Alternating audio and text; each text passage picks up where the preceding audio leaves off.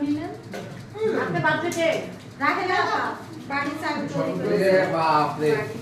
আরো বড় বল লাগবে তো দেখছি না তুমি আইছি মুড়ি তো মাত্রার বানাই যাতে এটা কত করে হবে এত মুড়ি তো লাগবো না না মুড়ি আরো আছে আমারও খাও না বড় ঠিক আছে